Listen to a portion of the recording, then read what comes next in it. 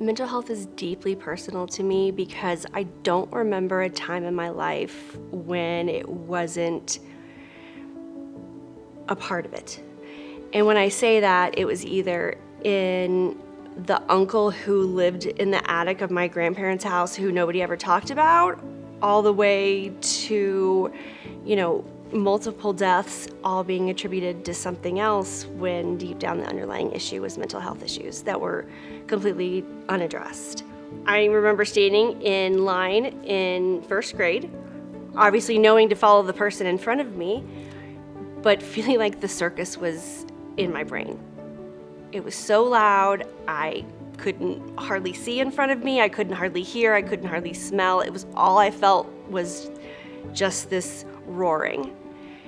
But I knew I needed to follow the person in front of me, so when it didn't last much longer, I just thought it was normal.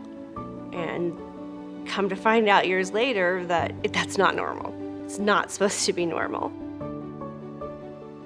I lost my brother on his 16th birthday.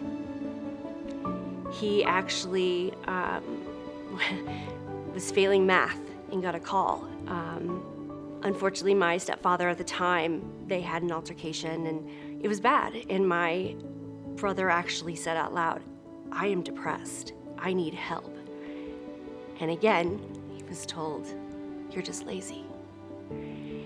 And so, unfortunately, he left the house and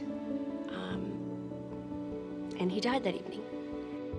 And what I've discovered in this line of work is 26 years later, people still are scared of the word suicide.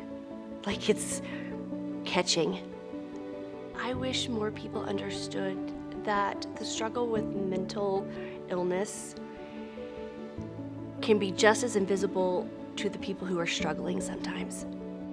There's a lot of people who are silently struggling who don't know how to ask for help.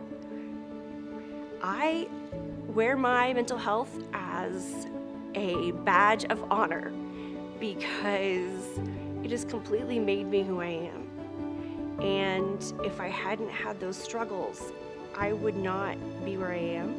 I wouldn't be able to talk to my children the way and hold space for them the way I wish someone had for me.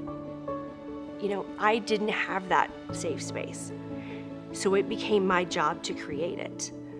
And that's why I feel so passionately about talking about it, telling Jerry's story, the work that I do, and just continuing championing for people who are struggling, who don't have a voice yet.